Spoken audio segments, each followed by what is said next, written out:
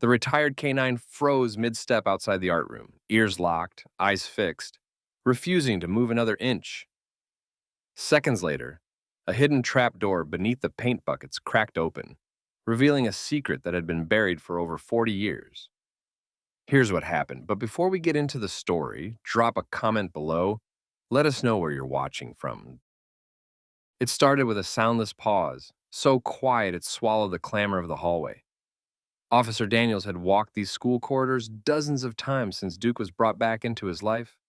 A war-tested canine, retired early after an IED blast, took most of his hearing and left shrapnel in his right hind leg.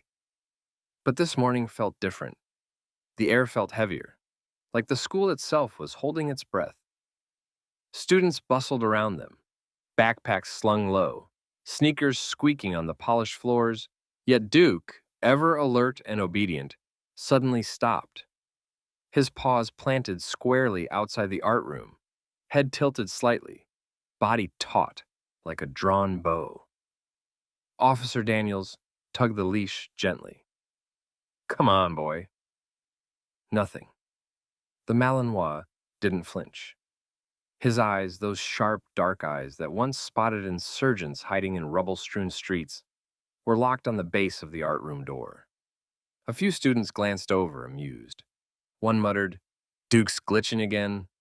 Another chuckled, "Old dog's just tired." Daniels didn't laugh. He crouched beside his partner, placing a hand gently on Duke's back. It trembled slightly. That's when he knew. This wasn't fatigue. This wasn't confusion. This was instinct. Something Duke couldn't see, couldn't smell, couldn't hear. But something he felt was wrong. His art room door creaked open. Ms. Langley, the art teacher, stepped out, her hands smudged with green and blue paint.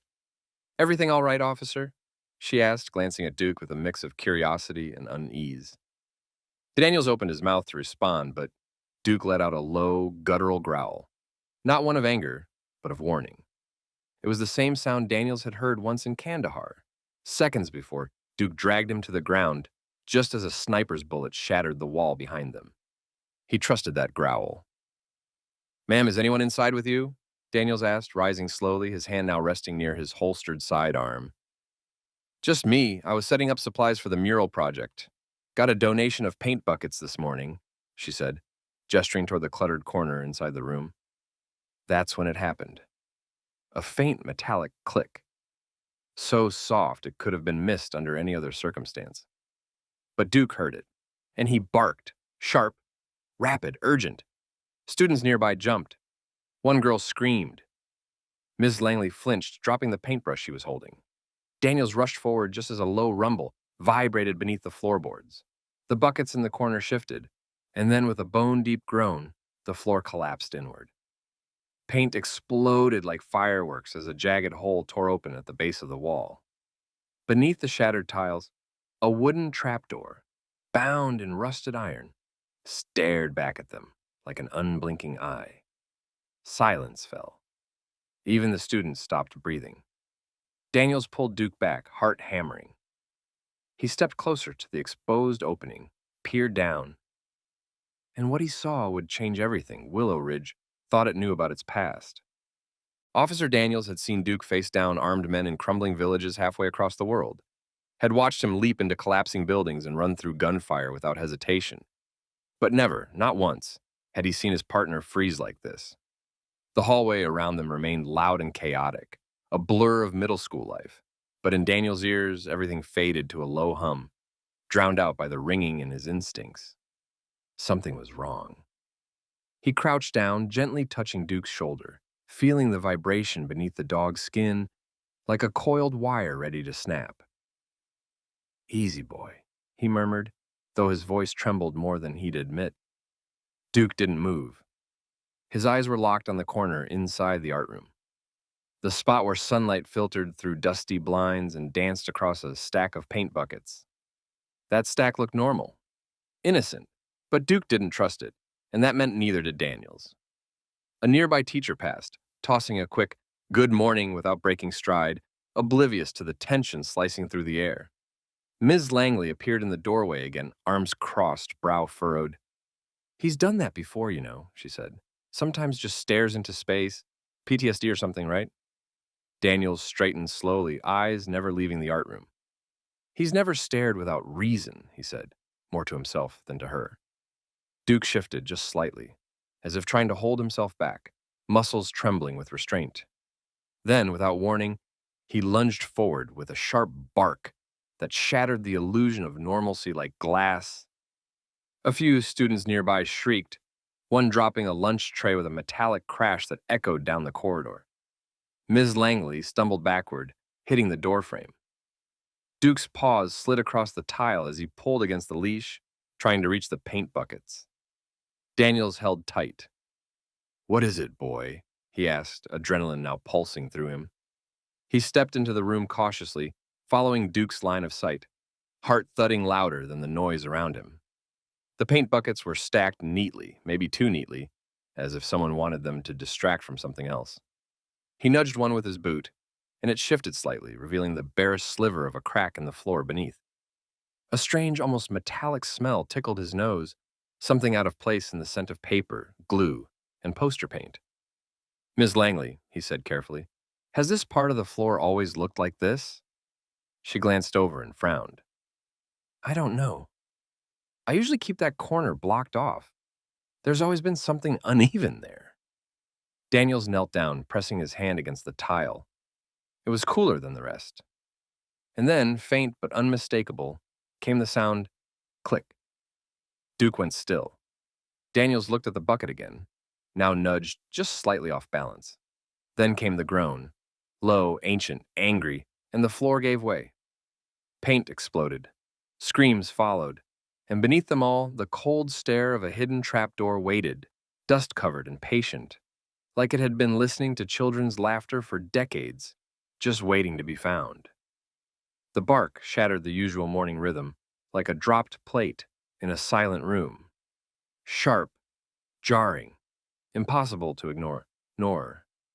Ms. Langley jumped, her hand jerking mid-reach, knocking over a paintbrush that splattered crimson streaks across her smock. The students in the room froze, eyes darting between the doorway and the dog who now stood braced just inside it, muscles taut, teeth bared. Not in aggression, but warning. "Officer Daniels?" she called, her voice wavering. But Daniels was already moving, stepping into the room with the practiced precision of a man who'd cleared buildings in war zones. He kept a hand near his holster, his other tightening around Duke's leash. Duke wasn't moving forward, not yet. He stood as if the very floor were an enemy waiting to strike. Ms. Langley tried to smile, tried to dismiss it, but her voice shook. "He's never done that in here before." Daniels said nothing. His eyes scanned the room, pausing at the stack of paint buckets nestled near the far corner, neatly arranged, almost too neat. He stepped closer, the scuffed soles of his boots brushing through bits of glitter and colored paper littering the floor. Duke followed, every muscle coiled like a spring. Then came the second click. Softer this time, but unmistakable. One of the students, Alex, a lanky 8th grader with paint-splattered sneakers, had casually leaned against the far wall, nudging a bucket with his heel. It slid just a few inches, but that was enough. The sound echoed, low and metallic like something ancient shifting beneath them. And then the floor moaned. Not a normal creak, not a protest of old wood underweight, but a groan that came from deep, beneath the surface, as if something alive was waking up. Duke lunged forward with a snarl, yanking Daniels toward the corner just as the first tile cracked like an eggshell. "Everybody out, now!" Daniels roared, grabbing Alex by the arm and shoving him toward the doorway. Ms. Langley's eyes widened in horror as the stack of paint buckets tipped, cascading a waterfall of color across the floor, red, blue, yellow pouring like blood into the widening fracture. The floor didn't just give way. It collapsed, collapsing in layers, tile folding into tile, dust rising like smoke from the exposed hole. Daniels crouched, dragging Duke back as the wooden frame beneath the tiles cracked apart, revealing the shape of a trapdoor, iron-banded and old, concealed for God knows how long, beneath a veneer of art projects and decades of foot traffic. The room was silent now except for the groaning wood and the dripping of paint into the dark opening below. Ms. Langley pressed a trembling hand to her mouth. A girl whimpered behind her. Daniels took one cautious step forward, his flashlight now drawn and pointed at the trapdoor's edge. He peered down. What he saw wasn't just a hollow space. It was a hidden room, walls coated in darkness, air rising up from the depths like a breath held too long. Whatever this was, it hadn't been meant to be found. But Duke had found it. And whatever lay waiting beneath, it had been listening, watching, waiting for the floor to finally give out.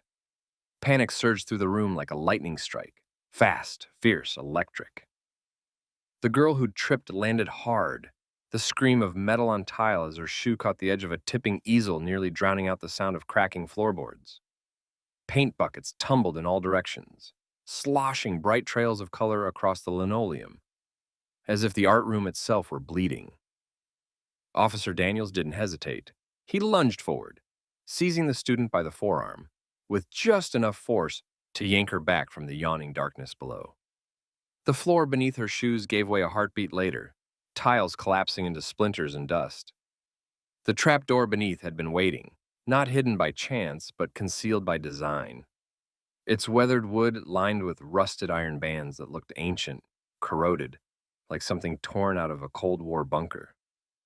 Duke was already there, front paws planted on the tile's edge, his growl low and unrelenting, eyes locked on the dark rectangle below, as if he could see what no human eye could. "Back!" Daniels barked, shoving the student toward Ms. Langley, who stood frozen near the supply cabinet, her hands trembling against her chest. "Everyone out of the room now!" His voice wasn't a suggestion. It was a command honed by years in uniform, and the students finally responded, filing out in a chaotic swarm of clattering sneakers and frightened whispers. But Daniels didn't move, not yet. He crouched again beside Duke, peering into the black opening. It wasn't just a crawl space. The beam of his flashlight cut through dust-heavy air and revealed stone walls, shelves, what looked like an old wooden desk. Papers scattered, a chair toppled on its side. There were no signs of recent activity, but it wasn't empty. It was occupied by memory, by something that felt heavy and unresolved. "What the hell is this?" Daniels muttered under his breath. Duke whined softly, his tail rigid behind him, nose twitching at something that smelled wrong, something older than the school itself. Ms. Langley finally found her voice, shaky and thin. "That wasn't there before. That can't be part of the building. I've worked in this room for 17 years. Her eyes darted across the splintered edges of the floor like they might rearrange themselves and make this moment disappear. Daniels stood slowly, the gravity of what they'd uncovered beginning to settle on his shoulders like armor. "Someone went through a lot of trouble to hide this," he said, stepping back as a gust of cold air drifted up from the opening, carrying with it the scent of mildew, old wood, and something faintly metallic. He didn't say blood, but the thought lingered in the silence. The rest of the school was being evacuated. He could hear it now, principal's voice over the intercom, panicked but trying to sound composed. Sirens in the distance. But inside this room, time stood still. Because beneath their feet, beneath decades of paint and projects and innocence, something had been buried. And now, thanks to Duke, it had finally been found. The moment the officers descended into the hidden room, the air changed. Cooler, thicker, stale with the weight of forgotten decades. Their boots hit the concrete floor with dull echoes, muffled by the dust that blanketed everything like a burial shroud. Officer Daniels stayed. Close behind the lead detective, flashlight beams sweeping across the bunker-like chamber. The walls were lined with wooden shelves, warped and splintered with age, sagging under the weight of mildewed binders, rusted metal boxes, and reels of film no one had touched in over 40 years. Near the far wall, under a cracked fluorescent light that still flickered when tested, stood a desk. its surface stacked with neatly labeled folders, some stamped with confidential in fading red ink. And above it, pinned to a corkboard stained by time, hung a photograph of the Willow Ridge Middle School staff from 1982. In the back row, unsmiling, stood a man in janitor's overalls. His name was scrawled on the photo's margin in blue pen. Arthur Bell. Officer Daniels narrowed his eyes, recalling the name whispered just hours earlier by the principal when the police first arrived. Bell was a school custodian who'd vanished during a fire drill in 1983. No explanation, no remains, no investigation that ever turned up anything solid. He had simply walked out the side door and never returned. Until now, no one had a reason to question where he'd gone. But now Daniels did. He picked up one of the folders, its label faded but still legible. Behavioral Records, Project Canvas. Inside were dozens of hand-typed pages documenting student behavior logs, some eerily detailed with notes about punishments administered for things as trivial as talking out of turn or failing a handwriting test. Another box revealed tapes, dozens of them, marked by year and date, each with a list of names beside it. "Who was running this?" one of the officers muttered, flipping through more records. Daniels didn't answer. He was focused on a blueprint tacked onto the back wall, a floor plan of the school with red inked pathways branching from the art room to other areas, including a narrow tunnel system no one remembered being built. It wasn't just a storage space, it was a hub. Planned, systematic, secret. Duke stood just behind the officers, nose twitching as he paced in a tight circle near the entrance of the trapdoor. He stopped at a rusted cabinet and let out a soft growl. Daniels opened it. Inside were rows of labeled files and student photographs, many now yellowed and curling at the edges. But tucked into one envelope marked "Internal Staff Use Only" was a list. Teachers, administrators, even school board members. Many of the names were crossed out, but some were still legible. At the very bottom, Langley M., observer status. Daniels stared at the name, heart skipping a beat. Ms. Langley, the art teacher. The one who said she'd never seen this part of the building. The one who claimed the floor had always been uneven. The one who'd been there for 17 years.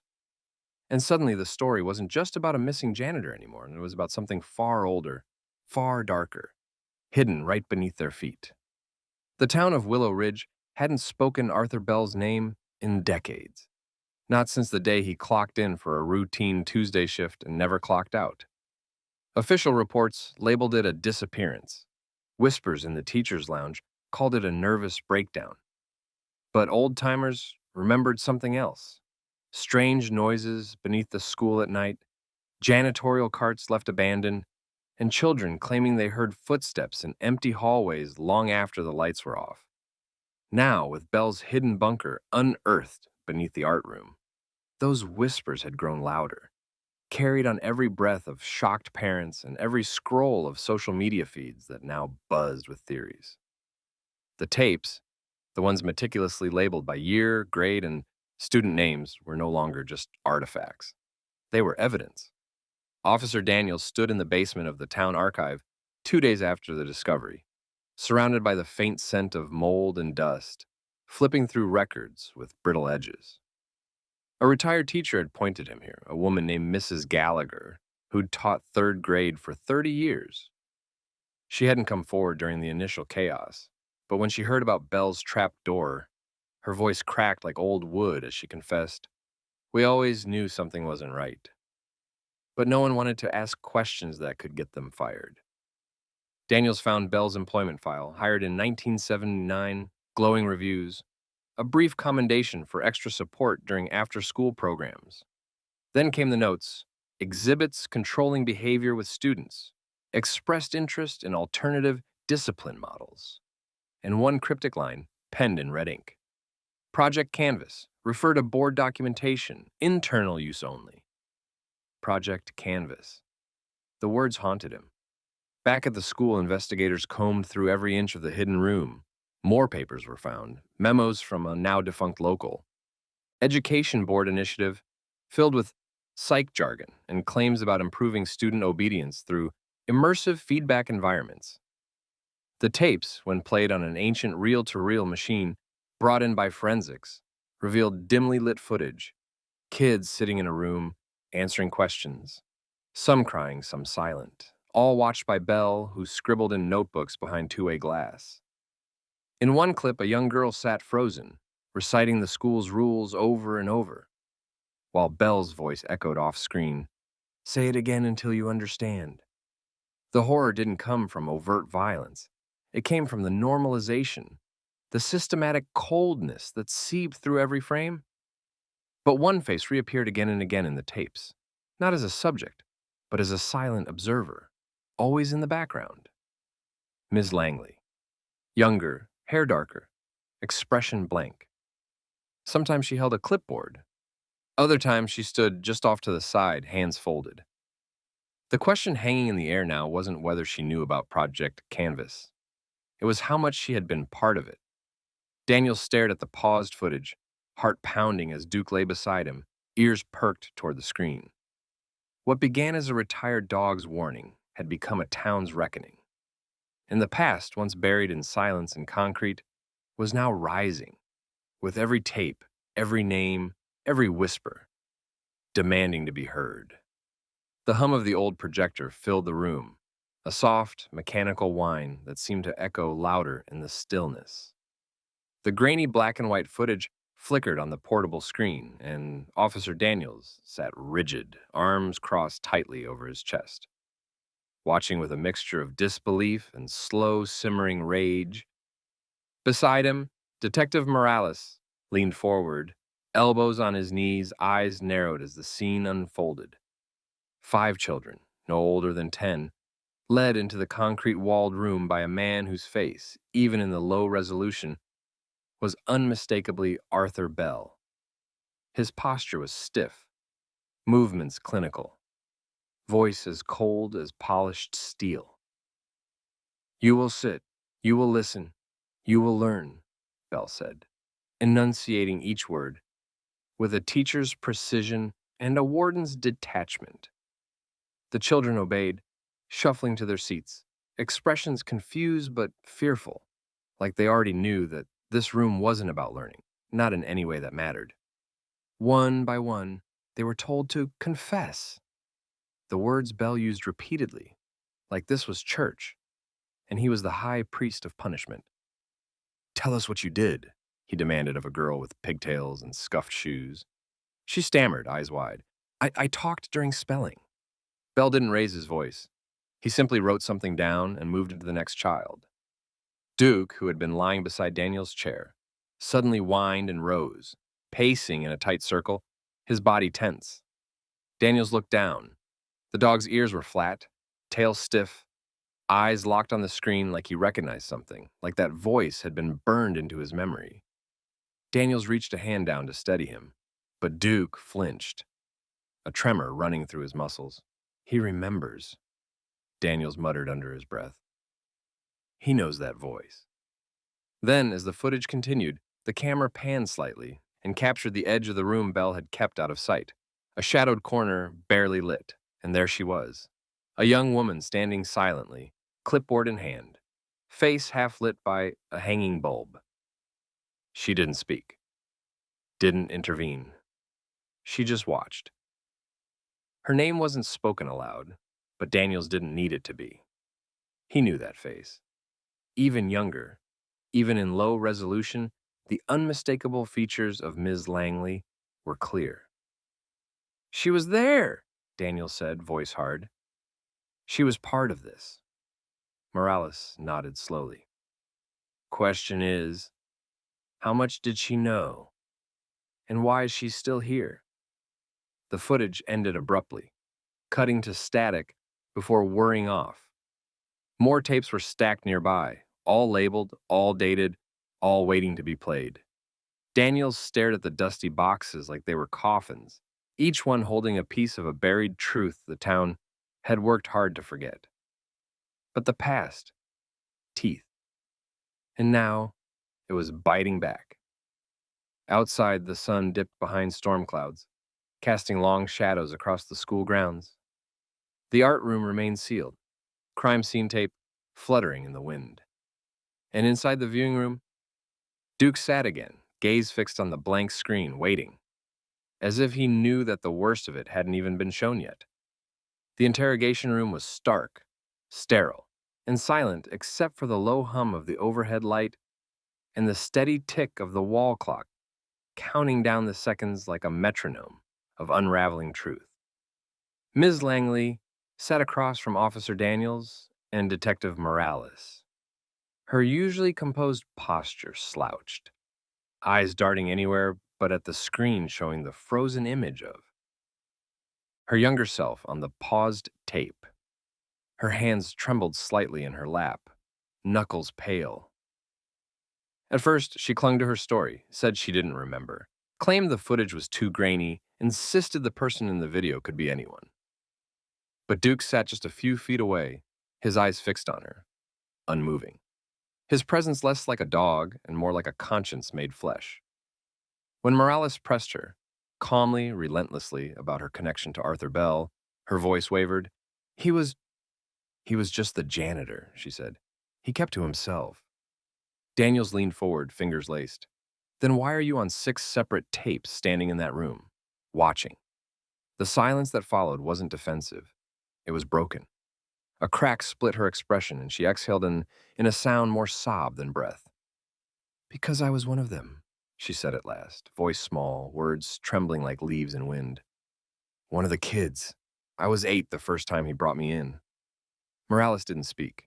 He let the weight of that admission settle.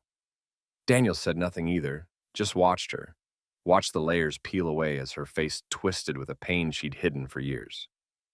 He said it was a program to help us behave. Said the school board approved it. We didn't know. We were scared. If we told anyone, he'd make us come back, make us stay longer. Some kids started calling it the quiet room. Her eyes glistened now, but she blinked the tears back, not for show, but from sheer habit. Years of emotional muscle memory forged by fear. When I got older, he asked me to observe, said I was proof the system worked, said I could help the new ones. He made me feel like I was special, but I wasn't.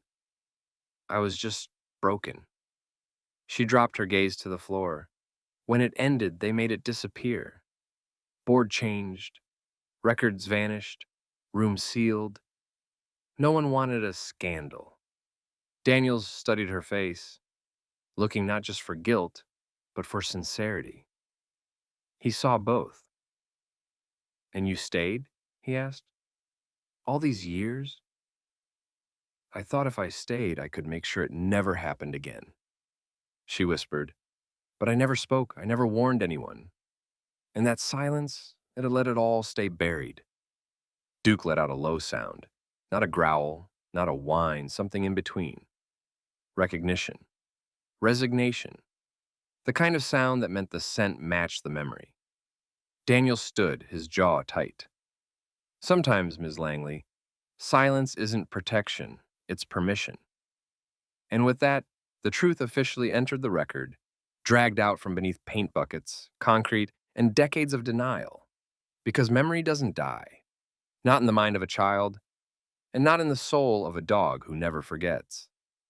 The anger came in waves, loud and relentless, crashing through the quiet streets of Willow Ridge like a long, suppressed storm finally unleashed. Parents filled the auditorium for the emergency school board meeting, their voices trembling with rage, betrayal etched deep into their faces. What began as disbelief quickly turned to fury as documents were leaked, revealing signatures, board meeting minutes, and payment approvals that tied the school directly to Project Canvas. The current administration denied knowledge, but the papers told a different story, of silence, of complicity, of a choice made decades ago to protect reputation over children.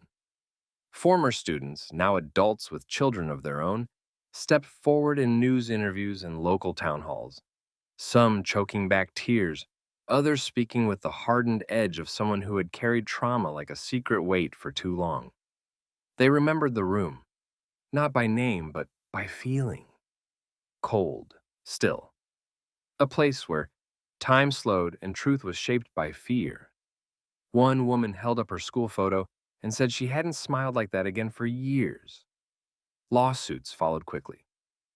3 by the end of the first week. By the second, the district superintendent resigned.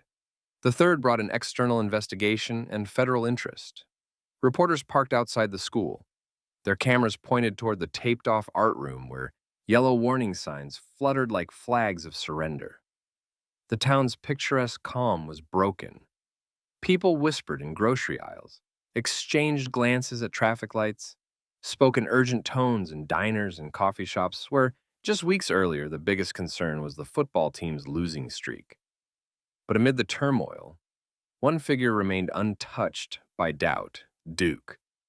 The dog who had once been the subject of snide remarks from students calling him too old, too slow, was now the centerpiece of national headlines. Hero K9 uncovers hidden school chamber, one read. Retired police dog sparks investigation into forgotten abuse program, said another. He appeared on television screens across the country, stoic and noble inside. Officer Daniels, the image of loyalty, an instinct that refused to be ignored. Children drew pictures of him, leaving them taped to the school fence. Someone started a petition to have a bronze statue made in his honor, placed where he first froze, where his stillness screamed louder than any words ever could. And Daniels, though overwhelmed by the sudden spotlight, remained grounded. He'd seen what silence could cost. He'd watched as truth clawed its way up from beneath the trapdoors and cracked tile. He knew the real heroes weren't the ones in front of cameras. They were the ones who had suffered in silence, who were finally finding the courage to speak. The town was wounded, but now it was wide awake. The school board was dismantled, policies rewritten, and the phrase Project Canvas became synonymous not with reform, but with reckoning. And through it all, Duke remained steady, eyes still sharp, heart still unwavering. He hadn't just uncovered a secret. He had forced an entire town to see what it had chosen to forget. And this time, no one was looking away. The air in the new art room felt different, lighter somehow, like the building itself was breathing again for the first time in decades. Gone were the cracked tiles and flickering lights, replaced by skylights that poured sunlight across freshly polished floors and paint-splattered tables.